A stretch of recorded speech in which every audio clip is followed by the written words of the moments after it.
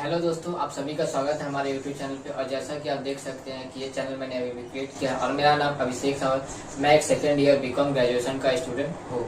और ये जो चैनल मैंने क्रिएट किया है, यहाँ पे मैं स्टॉक मार्केट से रिलेटेड वीडियो डालूंगा, क्योंकि स्टॉक मार्केट से बहुत लोग अनजान है या फिर बहुतों को इसके बारे में ज़्यादा कोई जानकारी नहीं है, तो वो ये वीडियो आराम से देख सकते हैं।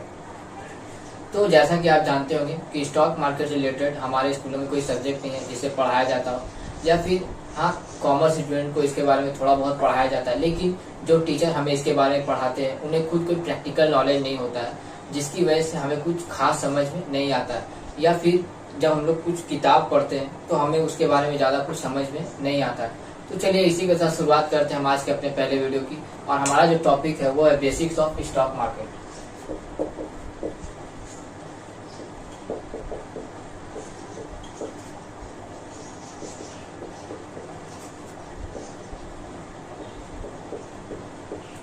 तो हम स्टॉक मार्केट के बारे में जानने से पहले हम ये जान लेते हैं कि फाइनेंशियल मार्केट क्या होता है।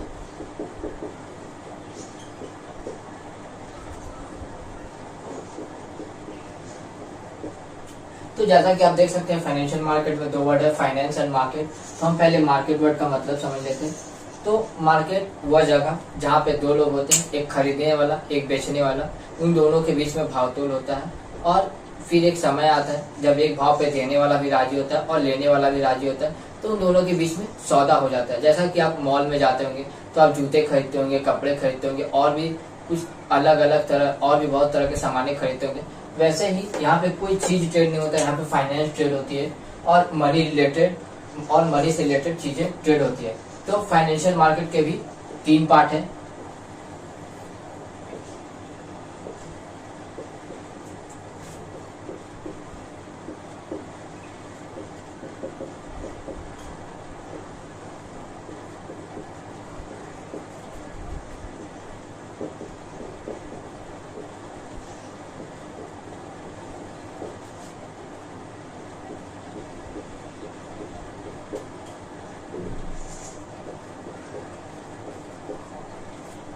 तो फाइनेंशियल मार्केट के भी 3 पार्ट है। पहला कमोडिटी मार्केट, दूसरा स्टॉक मार्केट जिसे हम शेयर मार्केट कहते हैं, और इसके अलावा भी एक मार्केट है जिसे हम करेंसी मार्केट बोलते हैं। यहाँ पे डॉलर, यूरो, रुपीज ट्रेड होती है। तो बेसिकली हमारा जो सेगमेंट है वो स्टॉक मार्केट का है। तो हम जो भी बात करेंगे वो स्टॉक मार्केट या फिर शेयर मार्केट से रिलेटेड बात। आप लोगों के मन में एक क्वेश्चन आ रहा होगा, why we need stock market.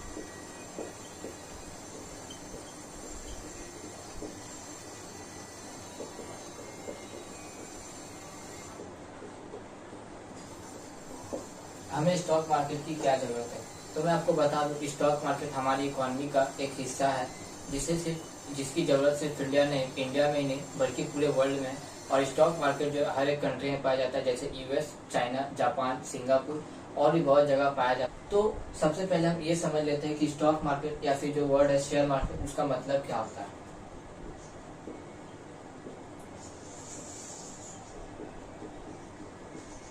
तो मैंने आपको मार्केट वर्ड का मतलब पहले ही समझा दिया है, तो अब मैं समझा देता हूँ कि शेयर वर्ड का मतलब क्या होता है।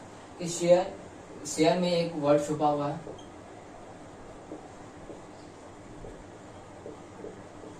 हिस्सा। अब तो मैंने आपको शेयर वर्ड का मतलब समझा दिया। अब मान लेते हैं एक कंपनी है XYZ बोल के,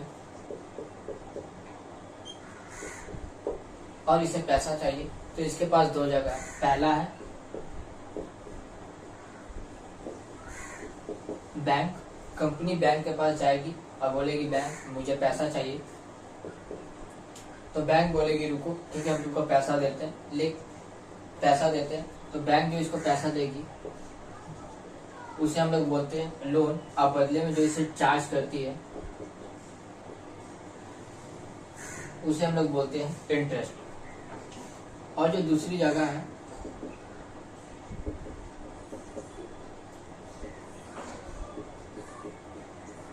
उसे हम लोग बोलते हैं स्टॉक मार्केट। जब कोई कंपनी स्टॉक मार्केट में आती है तो बोलती है, देखिए ये मेरा स्ट्रक्चर है, ये मेरा धंधा है, आप इसमें इन्वेस्ट कीजिए।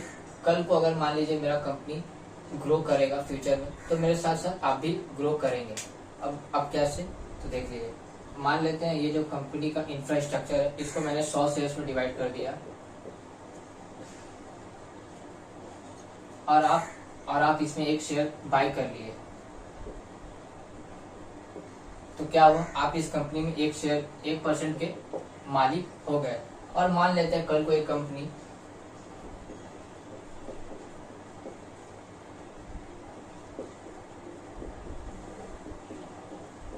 2 लाख से 20 लाख हो गई, तो आपका जो इन्वेस्टमेंट है, मान लेते हैं आपका जो ये एक शेयर लेने में 2000 लगा था,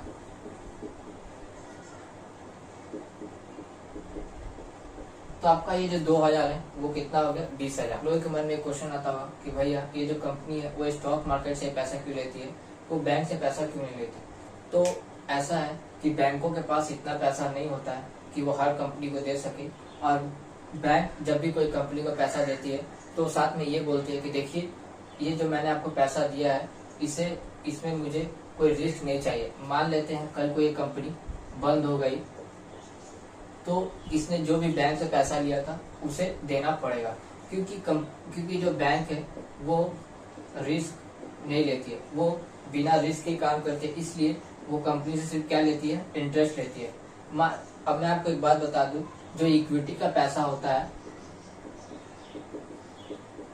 ये सबसे महंगा पैसा होता है, क्योंकि मान लीजिए अगर कल कोई कंपनी ग्रो हो गई, ग्रो करके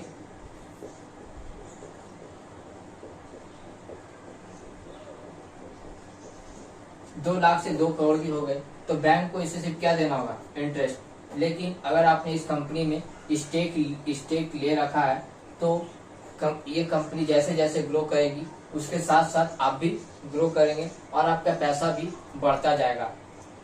तो जैसा कि हम इंडियंस हैं और हमें पहले से सिखाया जाता है सेविंग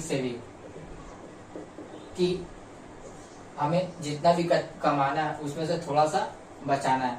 तो मान लेते हैं अगर आप महीने में 10,000 कमाते हैं और उसमें से 5,000 बचा लेते हैं, तो इस 5,000 को आप कहाँ रखेंगे, बैंक में भी सेविंग्स अकाउंट में रखेंगे।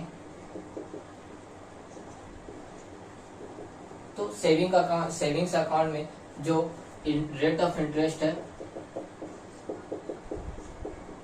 वो 3 to 4% है पर एनम, लेकिन जो हमारा इन्फ्लेशन रेट है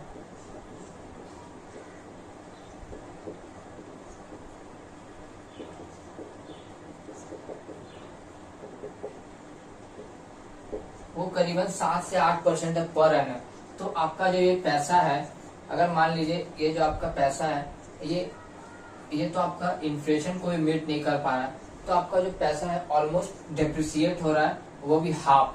मतलब आप मान लीजिए अगर आपका ये पैसा 10,000 है, तो कल जो इन्फ्लेशन है वो भी 10,000 होगा, लेकिन आपको जो बैंक इंटरेस्ट देगी वो कितना देगी, सिर्फ 5,000 देगी। तो इसलिए अगर आप मान लीजिए कि अगर आप स्टॉक मार्केट में इन्वेस्ट करते, स्टॉक मार्केट में भी आप उन कंपनियों में इन्वेस्ट करते जो बिजनेस आप खुद करना चाहते थे, जब आप 22-23 साल के थे, जब आप कोई काम करना चाहते थे वो नहीं कर पाए, तो आप स्टॉक मार्केट में बेसिकली जा सकते हैं, उन कंपनी को खोज के आप उन कंपनी में इन्वेस्ट कर सकते हैं। जैसा कि मान लेते हैं कोई जूते का बिजनेस है, कोई लिकर का बिजनेस है, कोई कपड़े का बिजनेस है, कोई टूथब्रश का बिजनेस है, तो उन सबका क्या होना है सर, जब तक हम लोग जिंदा है तब तक हम कंज्यूम करते रहेंगे और खाते पीते रहेंगे, तो वो कंपनियां भी क्या होगी, ग्रो करते रहेगी। अगर आप उस कंपनी में थोड़ा थोड़ा करके इन्वेस्ट करेंगे, तो आपका क्या होगा कि साइड से क्या क्रिएट हो जाएगा, वेल्थ क्रिएट हो जाएगा। और जब आप 10 साल 15 साल बाद जाके देखेंगे, तो आप ये देखेंगे कि आपने जितना कमाया था उससे ज्यादा तो आपने इस स्टॉक मार्केट में इन्वेस्ट करके कमा लिया। तो यहाँ पे भी 2 तरह की मार्केट है।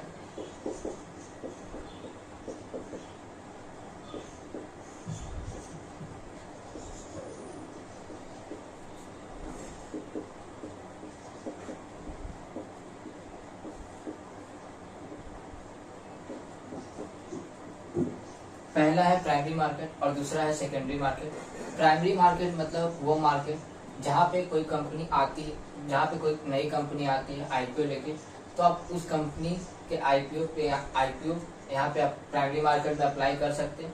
अगर आपको वो कंपनी के आईपीओ आईपीओ में शेयर मिल गए, तो आप अगर आपको उसको बेचना है तो आप उसे जाके सेकेंडरी मार्केट में बेच सकते हैं, क्योंकि सेकेंडरी मार्केट में उन शेयरों की ट्रेडिंग होती है। और सेकेंडरी मार्केट मतलब वो मार्केट जहाँ पे जो पुरानी कंपनियां अब तो वो आईपीओ लेके नहीं आएगी, तो आप क्या करेंगे, आप सेकेंडरी मार्केट में जाएंगे, सिंपली वहाँ पे जो भी कंपनी के शेयर चाहिए आप नाम लिखेंगे और कंपनी का नाम लिखेंगे और वो शेयर आएंगे और आप बाय करके उसे रख सकते हैं। और मान लीजिए अगर आपको बेचना हो तो आप यही सेकेंडरी मार्केट में बेच देंगे। जब अगर मान लीजिए आपने कोई शेयर खरीदा और आपको लगता है कि अब इसका कोई फ्यूचर में ग्रोथ नहीं है, तो आप क्या कीजिएगा, सेकेंडरी मार्केट में जाके सेल कर दीजिएगा। अब आपको ऐसा लग सकता है कि क्या आप इस मार्केट में अकेले काम करते हैं, तो मैं आपको बता दूं ऐसा नहीं होता है कि इस मार्केट में आपके आने से पहले भी बहुत जन काम करते हैं, जिसे हम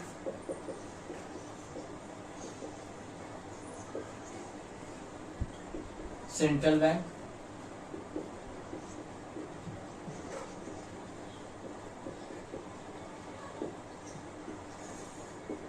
कमर्शियल बैंक,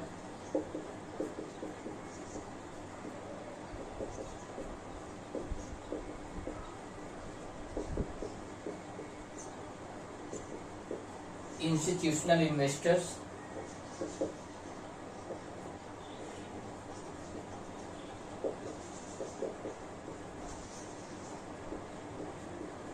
रिटेल इन्वेस्टर्स